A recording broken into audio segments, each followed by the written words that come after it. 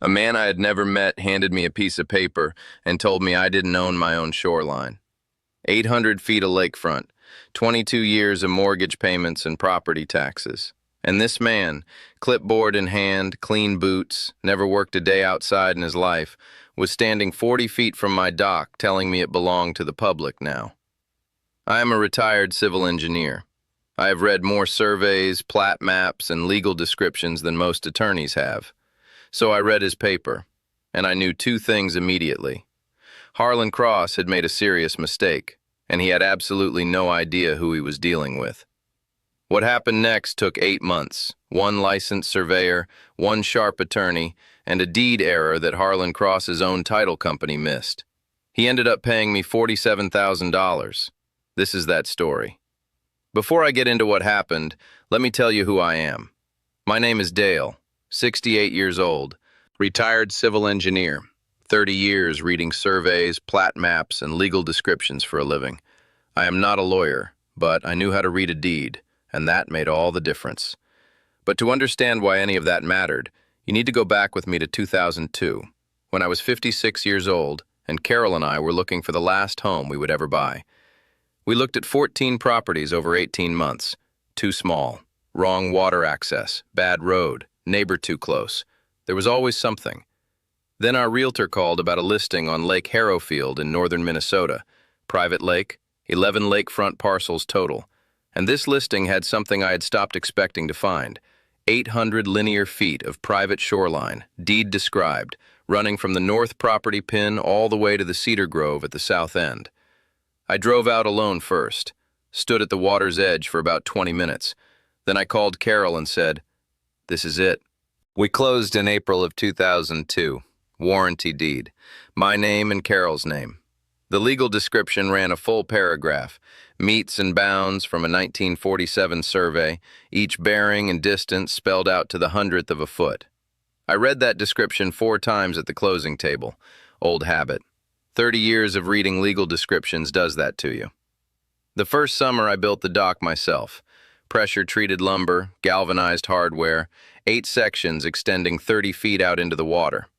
Carol thought I was going to throw my back out. I told her I'd built harder things. It took me 6 weekends. When I drove the last lag bolt and stood at the end of that dock for the first time, I am not ashamed to tell you that was one of the better moments of my life. Our grandkids started coming every July. 3 of them. They learned to fish off that dock. Our grandson Marcus caught his first bass right off the end of it when he was 7 years old. Still talks about it. That shoreline was not an investment to me. It was everything we had built. Now, the neighborhood. Lake Harrowfield had 11 lakefront properties total. Small, quiet community. Most owners had been there 10, 15, 20 years. We knew each other the way lake people do. For the first 18 years, nothing much changed. Then around 2019, a name started coming up. Harlan Cross. Nobody knew much about him at first. He had purchased the Delwood parcel at the north end of the lake, a large, undeveloped lot sitting vacant for years. Then 6 months later, he picked up the Renfrew property 2 lots down. Then a third parcel on the east bank. Quiet. LLC to LLC. Different entity names on each deed. If you weren't watching the county recorder filings, you would never have noticed the pattern. I was watching. I mentioned it to neighbors. They weren't concerned. Probably just a private buyer, maybe building a big house. I had spent 30 years watching how developers operate. This was not a man building a house. Whatever Harlan Cross was planning for Lake Harrowfield, that laminated notice on a Tuesday morning in October was not the beginning of his plan. It was the moment he decided we were ready to be told about it. 3 days after that Tuesday morning on my property, I received a letter. Not a knock on the door, not a phone call, a letter. Delivered by certified mail, return receipt requested. The kind of delivery that tells you before you even open the envelope that whoever sent it wants a paper trail. The return address was a law firm out of Minneapolis, Crane, Whitfield, and Associates. I looked them up before I opened it. Real estate litigation specialists, 12 attorneys. Harlan Cross's name was listed as a primary client on their website. I sat down at my kitchen table and read every word. The letter was 4 pages, professional, precise, designed to sound completely unchallengeable. It stated that Harlan Cross Development, LLC, had conducted a title review of all lakefront parcels on Lake Harrowfield and had identified a historic public access easement recorded in the original 1947 plat. Instrument number 1947-0441-LH, covering a 25-foot shoreline corridor along the entire lake perimeter. It stated that this easement had been in continuous legal existence for 77 years. It stated that all lakefront property owners were legally obligated to acknowledge this easement and cease any obstruction of the corridor. And at the bottom, a signature line, an acknowledgement form. They wanted my signature confirming I understood and accepted the easement. A return envelope was included. I set the letter down, poured myself a second cup of coffee. Then I called my neighbor Bill Hadley, 2 properties north of me. Bill was 71, retired school teacher, had been on the lake almost as long as I had. "Did you get a letter?" I asked. "Got it yesterday," he said. "Dale, I don't know what to do with this thing." Over the next 4 days, I learned that every lakefront owner on Lake Harrowfield had received the same letter. 11 properties, 11 certified mail deliveries, same 4 pages, same signature line, same return envelope. Within 2 weeks, 7 of my 11 neighbors had signed and returned it. 7. I understood why. These were retired people, fixed incomes. The letter came from a 12-attorney Minneapolis law firm representing a developer who had already purchased 3 parcels on the lake. Fighting it meant lawyers. Lawyers meant money. And at 68 years old on a fixed income, most people look at that equation and make a practical decision. Bill Hadley signed his on day 4. He called me afterward. "Dale, I'm sorry. I just can't afford a fight like this. You should sign too.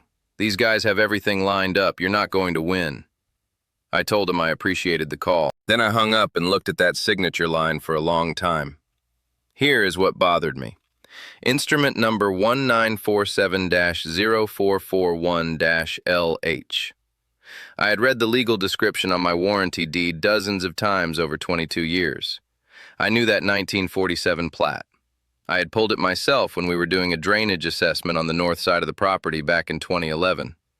I remembered the instrument numbers referenced in that plat. 1947-0441-LH was not one of them. Now, I want to be careful here. I am an engineer, not a title attorney. I could have been wrong.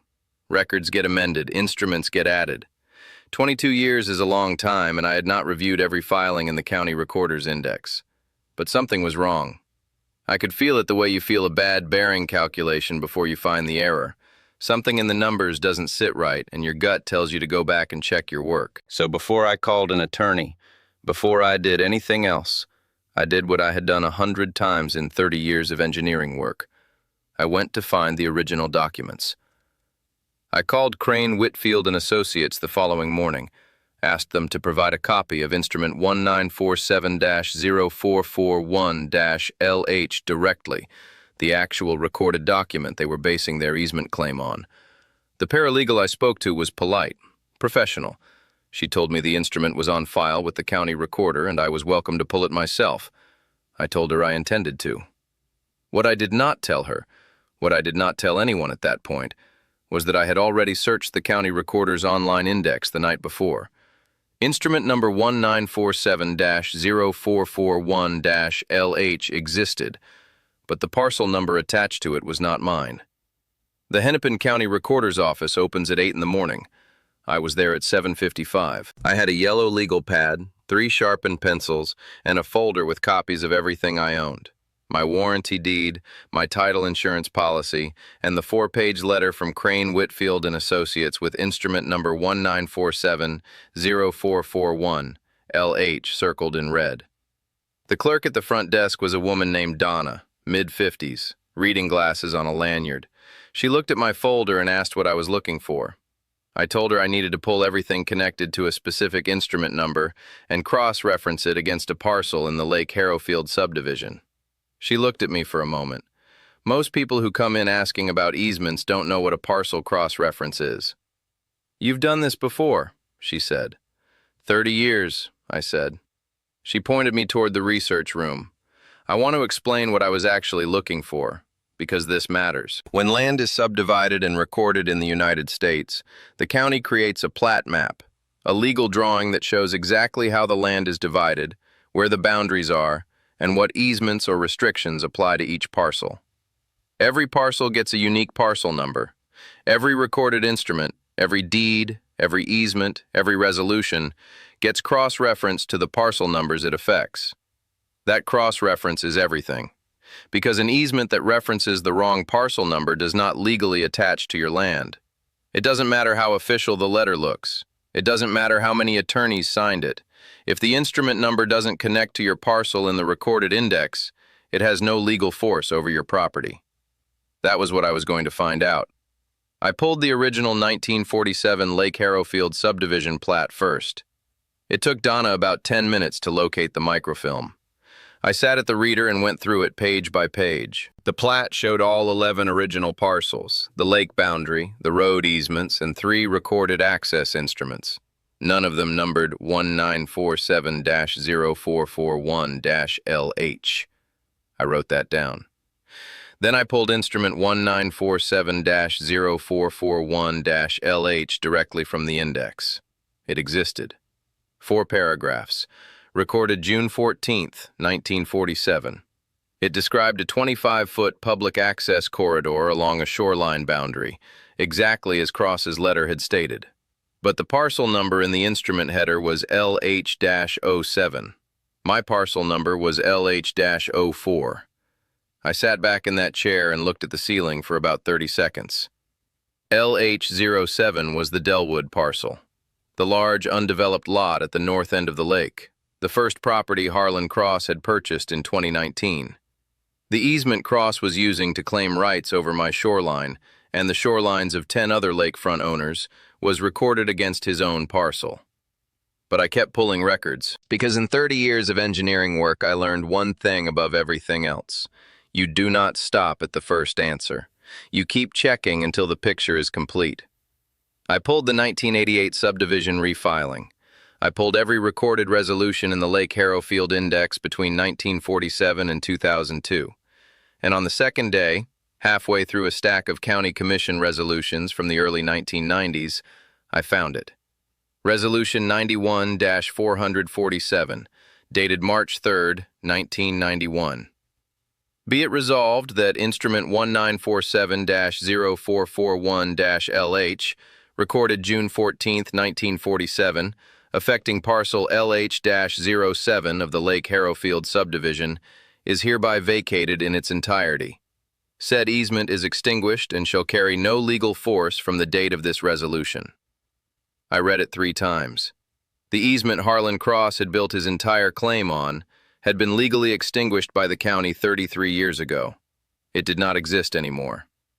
I brought both documents to Donna at the front desk, the original instrument and Resolution 91-447. She looked at them, then she looked at me. So the easement was vacated, she said. In 1991, I said, 33 years ago. She pulled up the county GIS mapping system on her monitor and typed in my parcel number. The screen showed my property, and running along the entire shoreline, highlighted in yellow, was the easement corridor, still active, still displayed as a current restriction. The GIS hasn't been updated, she said quietly. No, I said, it hasn't. She looked at me with the expression of someone who understood exactly what that meant. Mr. Dale, she said carefully, legally, you may well be right. But until someone files a formal survey challenge against the recorded boundary, the GIS data is what the county works from. It's what the courts reference first. I nodded, picked up my folder, thanked her for her time. I walked out of that building knowing 2 things. I had found the hole in Harlan Cross's entire case, and I knew exactly what I needed to do next. I have worked with land surveyors my entire career. Good ones are a specific kind of person, quiet, methodical. They do not guess and they do not rush. They work from original monuments, the iron pins, concrete markers, and brass caps driven into the ground decades ago by the surveyors who came before them. They trust those monuments above everything else, above GIS maps, above county databases. above whatever a developer's attorney puts in a certified letter. A good land surveyor will tell you exactly where your boundary is. Not approximately, not probably. Exactly. I need it exactly. I asked around for 2 weeks before I made a call. I did not want the cheapest surveyor or the fastest one. I wanted someone who had been doing boundary work in northern Minnesota long enough to know the Lake Harrowfield subdivision. Someone who had pulled that 1947 plat before and knew how to find monuments that had been in the ground for 77 years. A retired colleague pointed me toward Walt Deering, 61 years old, licensed professional land surveyor, 34 years of boundary work across 7 Minnesota counties, semi-retired but still taking selective jobs. His office was a one-room building behind his house 40 minutes from the lake. I drove out to meet him in person. I brought my folder, the warranty deed, the 1947 plat, Resolution 91-447, and the Crane-Whitfield letter. I laid everything on his desk in order and walked him through it without editorializing. Just the documents and the sequence. Walt read everything twice. He did not say much while he read. When he finished, he leaned back in his chair and looked out the window for a moment. The easement was vacated in 91, he said. It was not a question. Resolution 91-447, I said. And Cross's letter cites the original instrument without referencing the vacation. Correct. Walt looked at me. You want a boundary survey on your parcel, full monumentation recovery. I want something I can put in front of a judge, I said. He nodded once. $3,800, 4 to 6 weeks depending on weather. I wrote him a check before I left his office. Now, I want to explain what Walt was actually going to do, because a lot of people hear the word survey and think someone walks around with a measuring tape. That is not what a boundary survey is. A licensed boundary survey has 3 phases. The first is research. Walt would pull every recorded instrument affecting my parcel, the original 1947 plat, all subsequent filings, Resolution 91-447, my warranty deed chain back to the original grantor. He would build a complete legal picture of my parcel's history before he set foot on the property. The second is field work. Walt would go to the property and search for the original survey monuments, the iron pins or concrete markers set by the 1947 surveyor. These monuments are the legal anchors of your boundary. If they are still in place and undisturbed, they control. They override maps. They override databases. They override GIS. The third is calculation. Walt would run the bearings and distances from the original plat, the precise mathematical description of where each boundary line runs, and compare them against what the monuments on the ground actually showed. If everything matched, I would have a legally binding document showing exactly where my boundary was. That document would carry more legal authority than anything Harlan Cross had filed. Walt called me 5 weeks later on a Thursday morning. I found your monuments, he said. All 4 corner pins. Original 1947 iron, still in the ground, undisturbed. Walt had located them using the original plat bearings and distances, then confirmed each one with a metal detector and manual excavation. What do the calculations show? I asked. Your south boundary pin sits 38 feet further into the water than the GIS corridor boundary, he said. The easement corridor Cross is claiming falls entirely within your deeded parcel. Every inch of your 800 feet of shoreline is inside your recorded deed. I did not say anything for a moment. And the easement itself? I asked. I heard Walt set something down on his desk. I've included Resolution 91-447 as an exhibit in my report, he said. My written finding states, there is no valid easement affecting parcel LH-04. Instrument 1947-0441-LH was vacated by county resolution in 1991 and has no legal force against this parcel. I folded that survey report and put it in my jacket pocket. Then I sat in my truck for a few minutes, looking out at nothing in particular. $3,800, 4 weeks of waiting. One retired surveyor who knew how to find a 77-year-old iron pin in the Minnesota ground, and Harlan Cross's entire case was sitting in my jacket pocket in pieces. I called Patricia Vance's office that afternoon and made an appointment. What I did not know yet, what none of us knew, was that Harlan Cross had already made his next move. Patricia Vance's office was on the 14th floor of a building in downtown Minneapolis. No framed diplomas on the wall, no mahogany desk, just a clean workspace, 2 chairs across from each other, and a woman who looked at you like she was already 3 steps ahead of whatever you were about to say. 28 years in real estate litigation.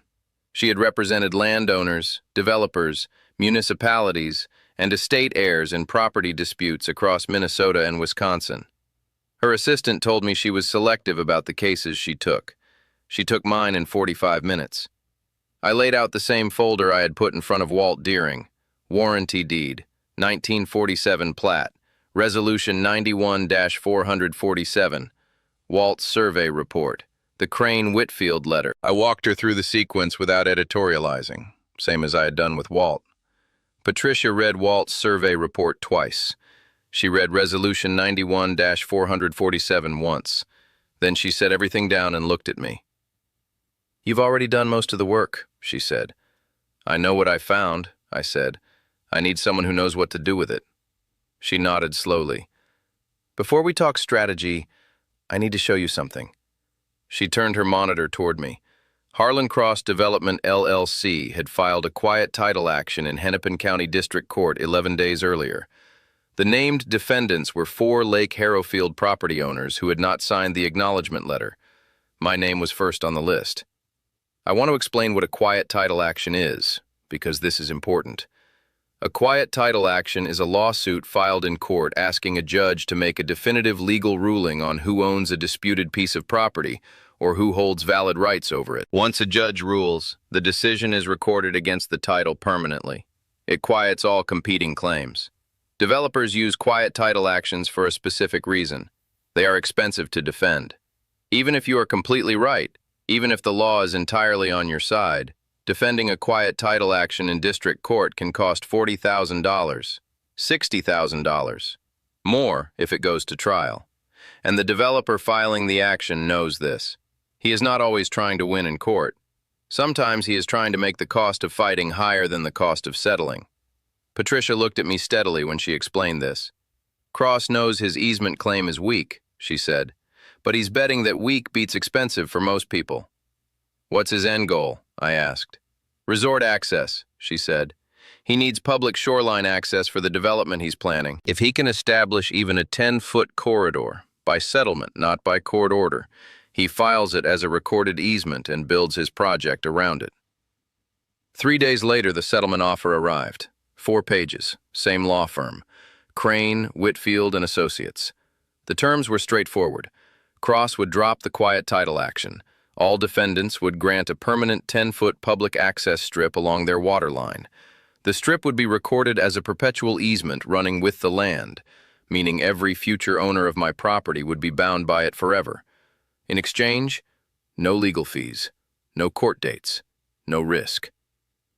Patricia called me the morning it arrived. "It's not an unreasonable offer from a pure risk management standpoint," she said carefully. 10 feet is not nothing, but it's also not 25. He's come down significantly." "What would you do?" I asked her. A pause. "I'd fight it," she said. "But I need you to understand what that means financially. We are looking at $40,000 to $60,000 in legal fees if this goes to a full hearing, possibly more. I am 68 years old. Carol and I are on a fixed income. That number was not abstract to me. That was real money. The kind of money that changes retirement plans. I sat with it for 2 days. Then I called Patricia back. "I'm not signing," I said. "What do we do next?" "I've been going through Cross's LLC filings while you were thinking," she said. "I need you to come in tomorrow morning. There's something in his deed records I want to show you in person." Her voice had a particular quality to it, not excitement, something more controlled than that. The tone of someone who has found something significant and is being careful not to overstate it before she is certain. "How early can you be here?" she asked. 7:30, I said. "I'll have coffee ready," she said. I drove back to Minneapolis the next morning in the dark. 90 minutes on an empty highway. I had the heat on and the radio off, and I spent the whole drive thinking about what Patricia could have found in a developer's LLC filings that required an in-person meeting. I had spent 30 years in engineering. I knew what it meant when someone said, "Come in, I need to show you something," instead of just telling you over the phone. It meant the picture had changed. I just didn't know yet how completely. Patricia had two monitors on her desk. When I walked in at 7:30, she already had both of them lit up. Coffee was on the side table like she promised. She did not do small talk that morning. She pointed at the chair across from her and turned one of the monitors toward me. "I want to walk you through this carefully," she said, "because what I found is significant, but I want you to see it the same way a judge is going to see it." I sat down, pulled out my legal pad. "Show me," I said. "Retired civil engineer. 30 years reading surveys, plat maps, and legal descriptions for a living. I am not a lawyer, but I knew how to read a deed, and that made all the difference. But to understand why any of that mattered, you need to go back with me to 2002, when I was 56 years old, and Carol and I were looking for the last home we would ever buy. We looked at 14 properties over 18 months. Too small, wrong water access, bad road, neighbor too close. There was always something. Then our realtor called about a listing on Lake Harrowfield in northern Minnesota. Private lake, 11 lakefront parcels total. And this listing had something I had stopped expecting to find. 800 linear feet of private shoreline, deed described, running from the north property pin all the way to the cedar grove at the south end. I drove out alone first, stood at the water's edge for about 20 minutes. Then I called Carol and said, "This is it." Described as an active appurtenant easement, listed as a title asset attached to the parcel. I looked at Patricia. "His title company included a vacated easement as an active asset in his deed," I said. "In 2019, she said. 28 years after Resolution 91-447 extinguished it. I want to explain why this mattered, because this was the moment everything shifted. When a title company conducts a title search before a property sale, they are supposed to identify every recorded instrument affecting that parcel, including vacated instruments. Resolution 91-447 was in the public record. It had been sitting in the Hennepin County Recorder Index since March of 1991. Any competent title search should have found it and noted the easement as extinguished. Cross's title company missed it. They recorded the easement as active in his deed, which meant Cross had purchased the Delwood parcel believing, based on his own title documents, that he owned an appurtenant easement running across the entire Lake Harrowfield shoreline. He had built his entire legal claim on a title error his own closing documents contained. "Does Cross know the easement was vacated?" I asked. Patricia considered that carefully. "I don't know whether he knows and chose to proceed anyway, or whether he genuinely relied on his title documents and never found the vacation resolution himself. Either way," she paused, "it doesn't help him in court." Patricia had filed two things the previous afternoon. The first was a motion to dismiss Cross's quiet title action. The grounds? Cross lacked legal standing to assert an easement over my parcel because the instrument he was relying on had been extinguished by county resolution 33 years prior. His own deed's inclusion of that easement did not resurrect it. A vacated instrument cannot be reinstated by private deed language. Only the county could do that, and the county had never acted to restore it. The second was a slander of title counterclaim. I had not heard that term before Patricia explained it to me. Slander of title is a legal cause of action that exists when someone makes a false statement, written or spoken, that casts doubt on your ownership of property, and that statement causes you actual damage. Cross had sent certified letters to 11 lakefront property owners asserting a legal claim over their shorelines that he had no valid basis to assert. Those letters had caused real harm. 7 of my neighbors had signed acknowledgement documents that could cloud their titles. I had incurred legal fees defending a claim that should never have been made. "Slander of title gives us the ability to recover damages," Patricia said. "Attorney fees, costs, potentially more depending on what the court determines." I sat back in my chair. "How strong is it?" I asked. "Strong," she said simply. That afternoon I drove back to Lake Harrowfield. I knocked on 2 doors. Gary Paulson, 2 properties north of me, retired machinist, 70 years old, had signed Cross's letter on day 6. And Ruth and Dennis Albright at the south end, Dennis was 66, former county highway supervisor, had signed after Bill Hadley told him there was no point fighting. I sat at Gary's kitchen table for an hour, showed him the survey. Resolution 91-447, the deed error, Patricia's motion to dismiss. Gary read everything twice. He was quiet for a long time. So, when I signed that acknowledgement letter, he said slowly, I was signing something that had no legal basis. That's what the court is going to determine, I said. But yes, that's what the documents show. He looked at me. What do I need to do? Dennis Albright's reaction was shorter. He read the deed error document, set it down, looked at his wife, Ruth, then looked at me. I'm in, he said. Tell me where to sign. For the first time since that Tuesday morning on my dock, I felt the ground shifting in our direction.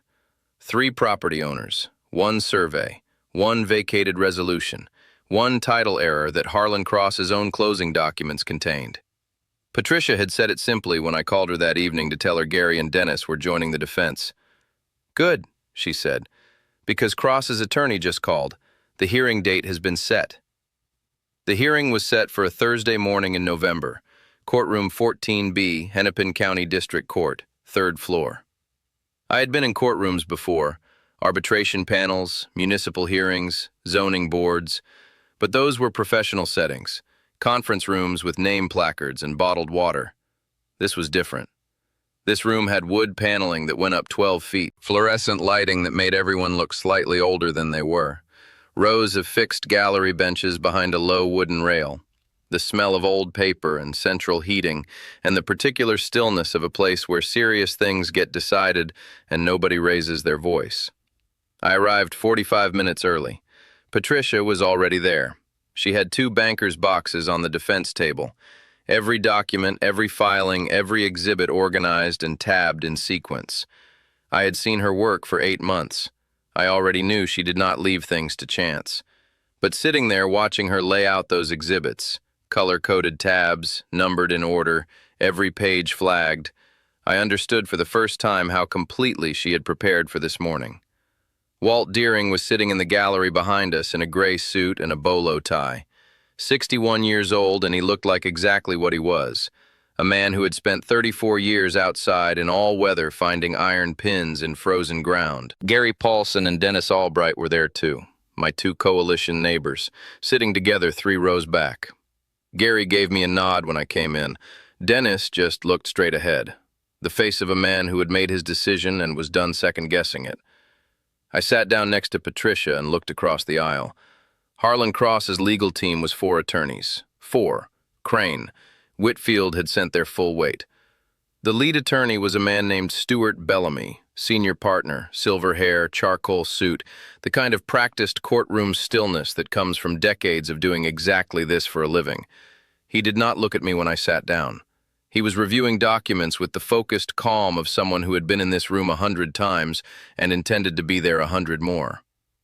Harlan Cross himself was seated at the far end of their table, late 50s, polo shirt under a sport coat. He had the look of a man who expected this to be a formality, a man accustomed to people accepting his terms before things got this far. He glanced at me once across the aisle. I looked back at him steadily and did not look away until he did. The judge was Honorable Margaret Coyle, 23 years on the bench. Patricia had told me about her the day before. She does not like wasted time, and she does not like overreach. If your case is clean, and ours is, she will see it. Judge Coyle came in at 9 o'clock sharp. No ceremony. She sat down, put on her reading glasses, opened the case file, and read the caption aloud without looking up. Harlan Cross Development, LLC versus Dale and 3 co-defendants. Quiet title action regarding shoreline easement rights. Lake Harrowfield Subdivision, Hennepin County. Mr. Bellamy, this is your action. You may proceed. Stuart Bellamy stood up and laid out Cross's case in 20 minutes. He was good.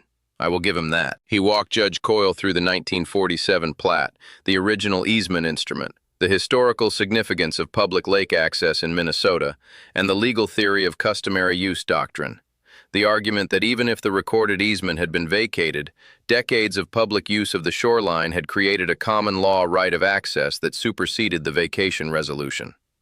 He spoke about Lake Harrowfield as a community resource, about the public interest in maintaining shoreline access in Minnesota lake communities, about the defendants' interference with rights that predated their ownership by decades. He was measured. He was professional. He made it sound reasonable.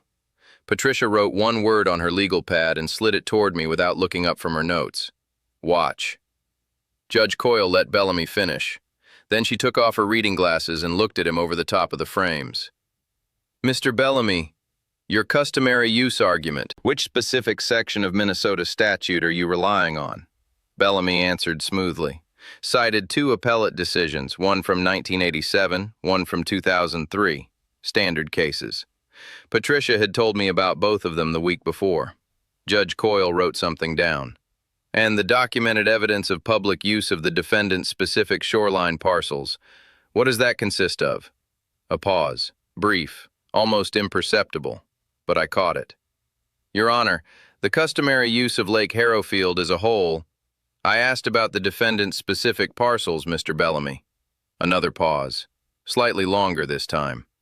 We have photographic evidence of general lake access and historical community use patterns. General lake access, Judge Coyle repeated. She wrote something else down. Her pen moved slowly and deliberately. Thank you, Ms. Vance. Patricia stood up. She started with Walt.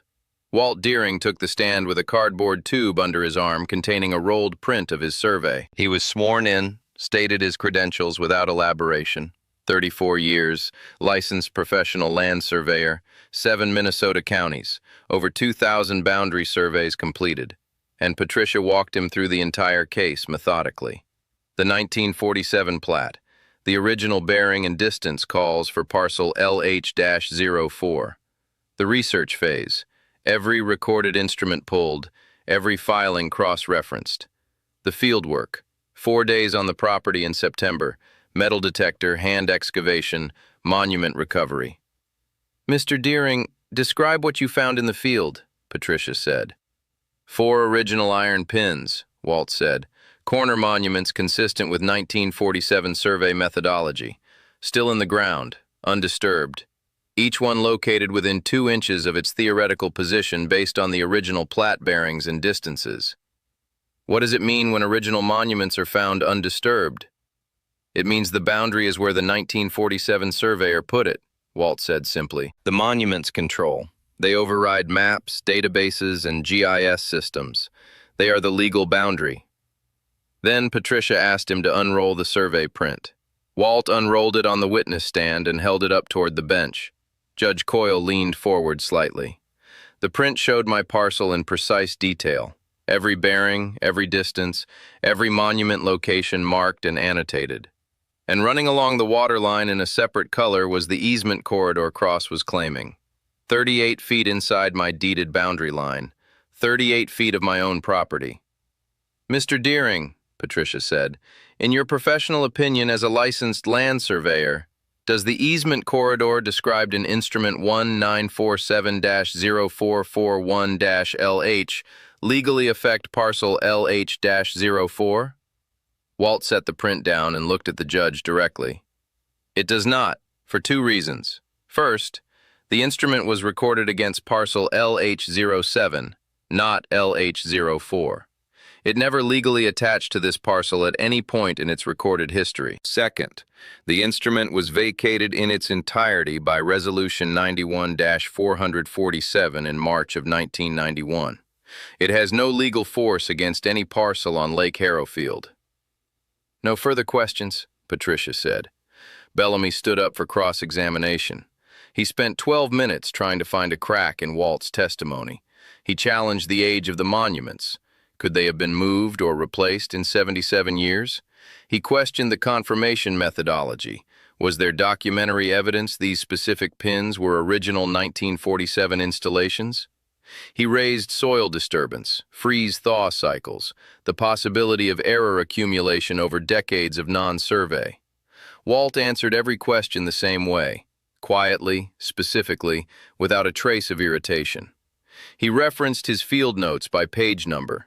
He cited the bearing closure calculations, the mathematical check that confirms a survey's internal consistency. He explained in plain language that a monument found within 2 inches of its theoretical position after 77 Minnesota winters is not a monument that has been moved. At minute 13, Bellamy sat down. He had not found a crack. Then Patricia called me. I took the oath and sat down in the witness chair. From there, I could see the entire room.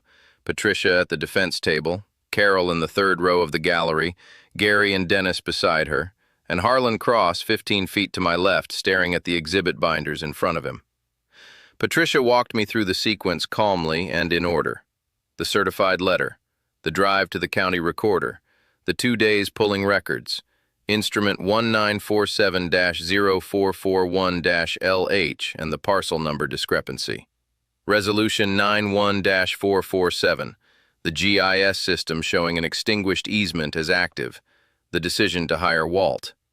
Then she asked me the question she had not warned me about. Mr. Dale, in 30 years as a licensed civil engineer, have you ever encountered a situation where a developer asserted an easement right based on an instrument that had been vacated by county resolution?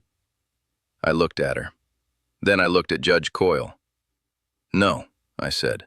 In 30 years, never. Patricia nodded once. No further questions. Bellamy came at me differently than he had come at Walt. Mr. Dale, you are not a licensed attorney. Correct. You are not a licensed land surveyor. Correct.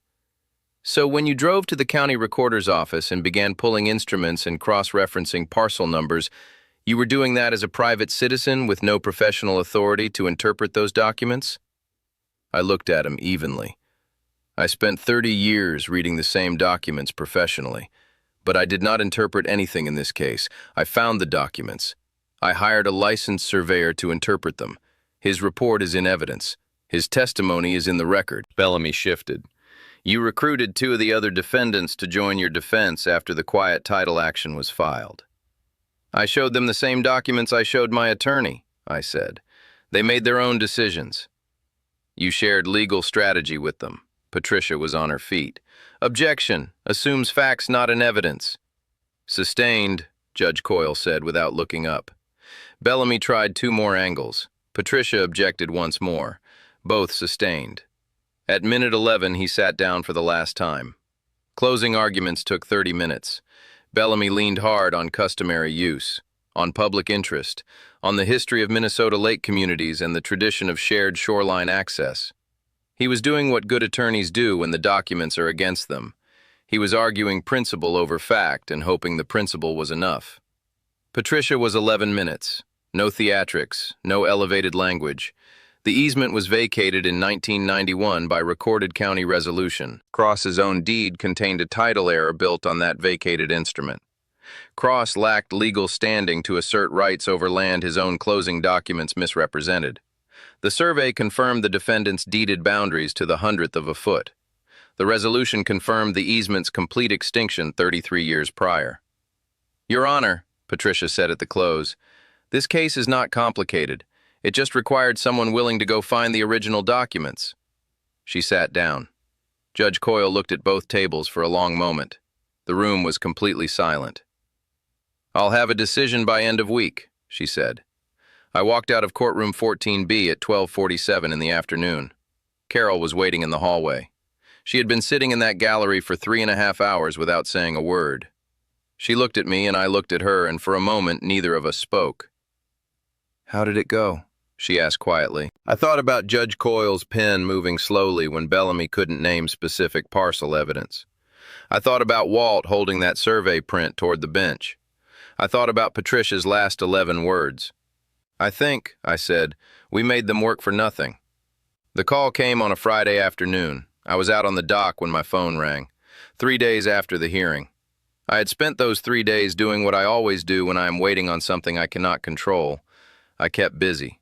Winterized the boat, stacked firewood on the north side of the house, fixed a section of the dock railing that had been loose since August. Carol knew I was not sleeping well. She did not say anything about it. That is one of the things about a long marriage. Sometimes the most important conversations are the ones that do not happen. My phone rang at 2:17 in the afternoon. Patricia. I answered on the first ring. "Dale," she said. "Judge Coyle issued her ruling."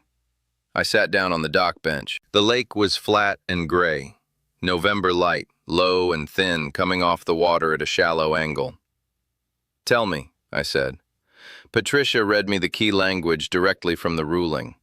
Judge Coyle had ruled on 3 separate grounds. First, Instrument 1947-0441-LH was recorded against parcel LH-07 and had never legally attached to any other parcel in the Lake Harrowfield subdivision.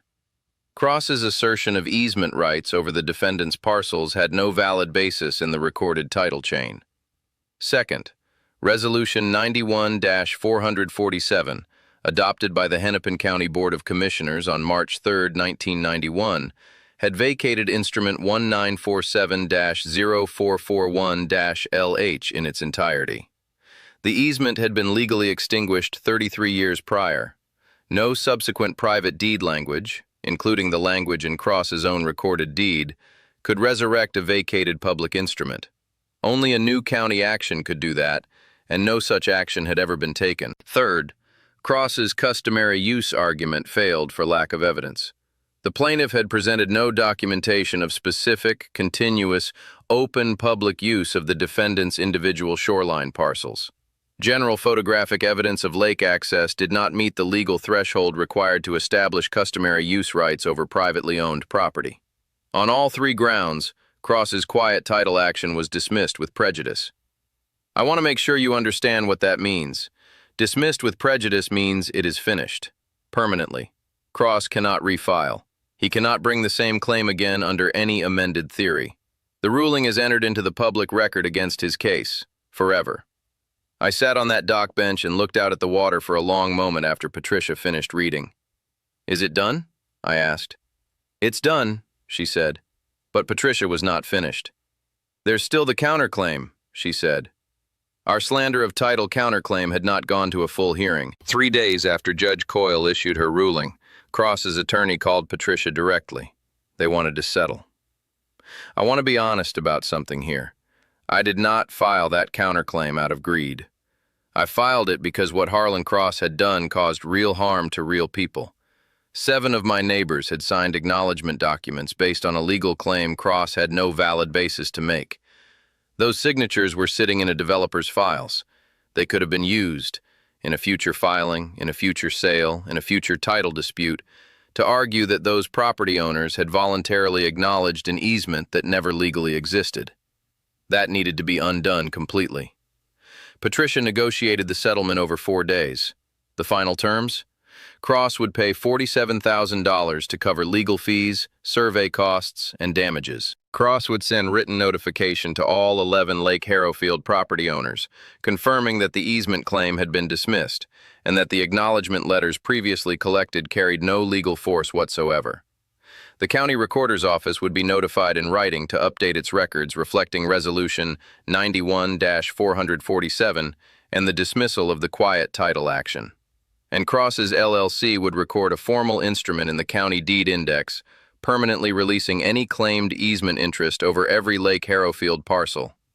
Every piece of paper Cross had used to build his case, removed from the record. Patricia called me when Cross's attorney confirmed the final terms. $47,000, I said. $47,000, she confirmed. I thought about the $3,800 check I had written Walt Deering. I thought about the 2 days I had spent in the county recorder's office with a yellow legal pad and 3 sharpened pencils. I thought about that certified letter sitting on my kitchen table that 7 of my neighbors had signed without question. "Send me the settlement agreement," I said. I called Gary Paulson that evening. He answered on the second ring. I told him the ruling. I told him the settlement terms. I told him about the written notification Cross was required to send, that Gary's acknowledgement letter was void, that it carried no legal force, that it would never be used against his title. Gary was quiet for a moment. "I should have stood with you from the start," he said. "You did what made sense at the time," I said. "It worked out." I called Dennis Albright next. Dennis said 2 words when I told him the ruling. "Good," he said. "Good." I tried to reach Bill Hadley, the neighbor who had urged me most strongly to sign. His wife answered. She said Bill was out. I left a message. He never called back. I do not hold it against him. Bill did not have 30 years of reading plat maps behind him. He had a certified letter from a 12-attorney Minneapolis law firm and a developer who had already bought 3 properties on his lake. He made the decision he could make with what he had. Most people would have done exactly the same thing. That is precisely why I want to tell you what I know. I have thought a lot about why this happened. Not why Harlan Cross tried it. That part is simple. Developers look for leverage. They find a gap in public knowledge. They find a document that sounds official, and they count on the fact that most people will not dig deeper than the surface. Cross was not unique. He was not even particularly creative. He was just counting on people doing what people usually do, accepting what they are told by someone who sounds like they know more than they do. What I want to talk about is the knowledge gap he exploited, because it was not a legal loophole. It was not some obscure corner of property law that only attorneys understand. It was simple, fixable, entirely preventable. And if you own property, any property anywhere, what I am about to tell you is worth more than anything a real estate seminar has ever charged you to hear. Lesson 1. Know your legal description. Not your address, not your acreage, not what your realtor told you at closing. Your legal description. Every deed has one. It is a paragraph, sometimes 2, of bearings, distances, parcel numbers, and subdivision references. It is the only document that legally defines what you own. Not your survey stakes, not your fence line, not the GIS map on your county website. The recorded legal description. Most people have never read it. Pull your deed out today and read it start to finish. If you do not have a copy, your county recorder's office has one. It is public record. It costs a few dollars to pull and 10 minutes to read. Know what it says. Know your parcel number. Know what subdivision plat your property is recorded in. That knowledge alone puts you ahead of 9 out of 10 property owners. Lesson 2. Know what a plat map is and how to find yours. A plat map is the recorded drawing that shows how your land was originally subdivided. It shows boundary lines, easements, road dedications, and every instrument number recorded against each parcel. Your county recorder's office has it. Most counties now have it available online at no cost. Pull your plat, find your parcel, write down every instrument number listed against it. If someone ever hands you a document asserting an easement or a right over your property, the first thing you do is find that instrument number in the plat index and verify which parcel it is recorded against. That is exactly what I did. That single step is what broke Cross's entire case open. Lesson 3. Vacated easements still show up in GIS systems. This is the trap Cross used, and it is far more common than most people realize. County GIS mapping systems are not always current.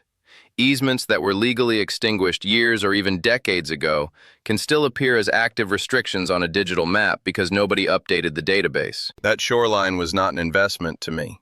It was everything we had built. Now, the neighborhood. Lake Harrowfield had 11 lakefront properties total. Small, quiet community. Most owners had been there 10, 15, 20 years. We knew each other the way lake people do. For the first 18 years, nothing much changed. Then around 2019, a name started coming up. Harlan Cross. Nobody knew much about him at first. He had purchased the Delwood parcel at the north end of the lake, a large, undeveloped lot sitting vacant for years. Then 6 months later, he picked up the Renfrew property 2 lots down. Then a third parcel on the east bank. Quiet. LLC to LLC. Different entity names on each deed. If you weren't watching the county recorder filings, you would never have noticed the pattern. I was watching. I mentioned it to neighbors.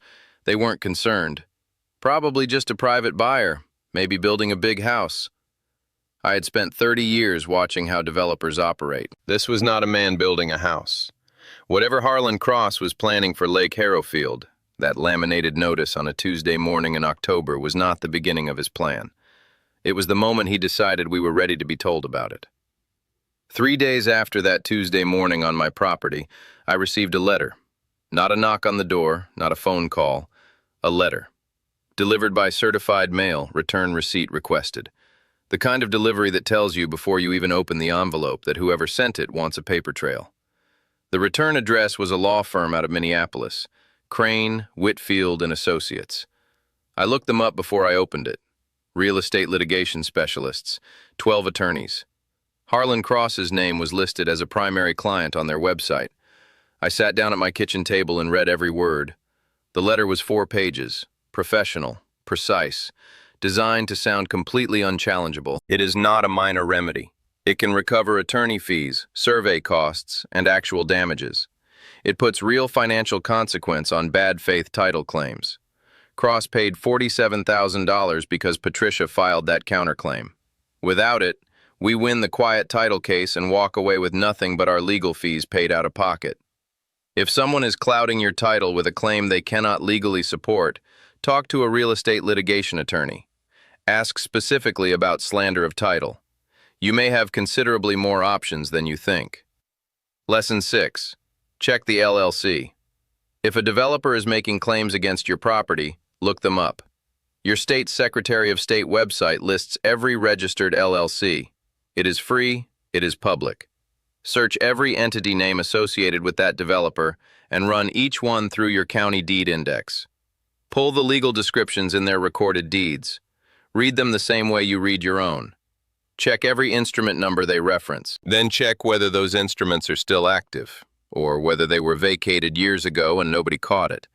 Cross's entire case collapsed because his own deed contained a title error sitting in a public record that anybody could have accessed. Patricia found it. But you do not always need an attorney to look. Sometimes you just need to know where to look. Lesson 7. Do not sign anything under pressure. 7 of my neighbors signed that acknowledgement letter within 2 weeks. I understand why.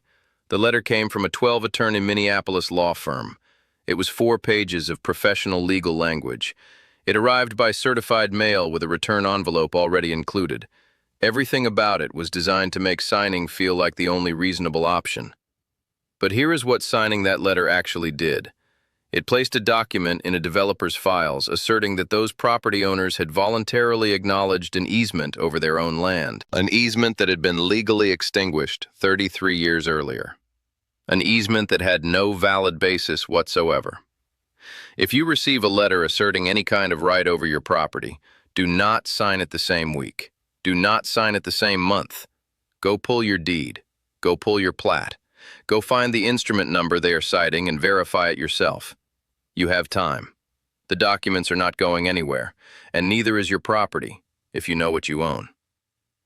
That evening I walked down to the dock one last time. The lake was dark.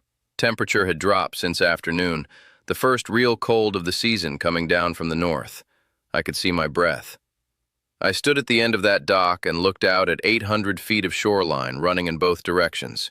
Every tree, every inlet, every iron pin driven into the ground in 1947. Mine. Carol came down 20 minutes later with 2 cups of coffee. She handed me one and stood beside me without saying anything for a while. That is the thing about a woman who has been beside you for 40 years. She knows when words are not what is needed. "Is it really over?" she asked finally. I looked out at the water. "It's over," I said. She nodded once, wrapped both hands around her cup. We stood there until the cold drove us inside.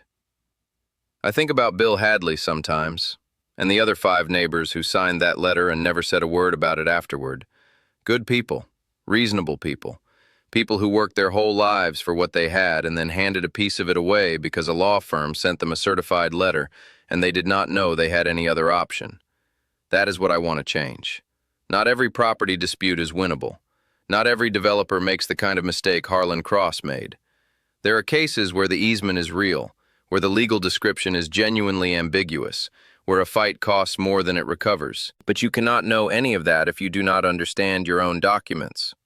You cannot fight for what you own if you do not know what you own. I am 68 years old. I have been retired for 16 years.